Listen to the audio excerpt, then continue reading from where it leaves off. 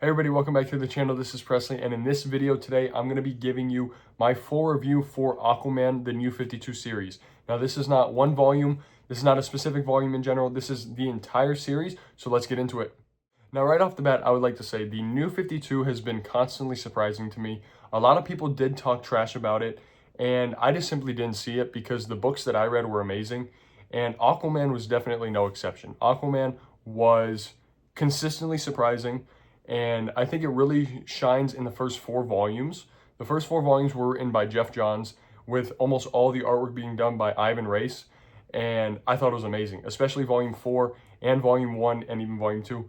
All phenomenal stories, and Throne of Atlantis volume 3 is also great. Jeff Johns does an amazing job of establishing this character and taking him out of the joke realm, because a lot of people kind of trash on Aquaman as just being the hero that talks to fish and nothing else.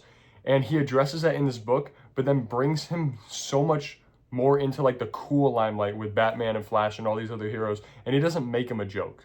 Now, for this series, I will say the consistency does lack a little bit when you get to the back half of the series. Volume 5 is really not that good in my opinion. Volume 6 and 7 are both pretty good, and then Volume 8 is also not that good. You haven't seen my reviews for those yet because they're going to be coming in shorts later down the line, but you're getting a little bit of a taste now as to what I think about them. Yeah, I don't think the back half of the series works as well as the first half because there's 8 volumes in total. Volumes 1 through 4 is Jeff Johns, and it's amazing. Volumes 5 and 6 are written by Jeff Parker, with a lot of the artwork done by Paul Pelletier. And the consistency wanes a little bit. And then Volume 7 is written by Cullen Bunn, good. And then Volume 8 is written by Dan Abnett, which I really was not a fan of. But he did also write Rebirth, the Aquaman Rebirth series. And there was a one-shot at the end of Volume 8. It was actually pretty good. So I'm curious to see if Aquaman Rebirth is better, but the end of this series didn't really do it for me. Now, one consistent highlight throughout this entire series was Mera and Aquaman's relationship. Now, I thought she was handled beautifully. We see kind of her origins of her being from Chabelle, which is kind of this like outcasted part of Atlantis. I like that. She's an outsider just like Aquaman is, and their relationship grows throughout this entire book, and I thought it was honestly one of the best and most well-written parts of this entire series. Their love feels earned. They feel like they're meant for each other. They trust each other. They don't turn their backs on one another. And when there is a specific volume in here where Mera's not acting correctly, Aquaman immediately knows something's up. He knows that this is not the woman that he loves. So I love that whole dynamic. I just really think that their relationship throughout this entire book was one of the best aspects of it. Now, throughout the series, one thing I did really enjoy was the artwork. Even though it wasn't consistent in terms of artists, because the first volumes were mainly Ivan Reis, and then it was Paul Pelletier, and then some other artists that I'm honestly not too sure the name of. It was all great. There were a couple issues here and there that I thought were lacking a little bit, but they did also feel more like filler issues. But a majority of the series was very well done. A lot of good contrast, a lot of nice shadows, showing Atlantis beautifully. I love how Atlantis was drawn and represented through this book. It feels very grand. It feels very beautiful, but also feels a little bit scary. It's in the depths of the ocean, and it just feels like a place that you want to keep exploring. And that's one thing I really liked about the early and middle volumes in this series, is that they kept exploring Atlantis, showing us new things about it. We keep learning more interesting facts about the history of it, and overall I thought it was great. Now, another consistent thing throughout the series, which gets answered in Volume 6, is the location of Aquaman's mother. Aquaman has constantly been cast aside by Atlanteans because his mother married and fell in love with a lighthouse keeper, which is a human. So Aquaman's always kind of at odds with both the surface world and Atlantis.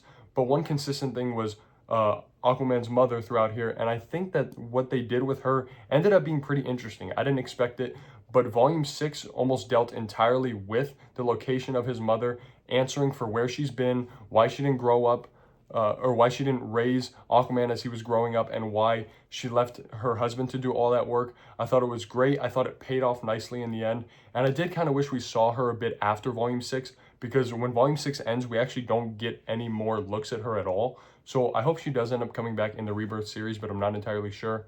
Overall, though, Aquaman's mother was a good character. Finally, I want to touch base on some of the villains in this series.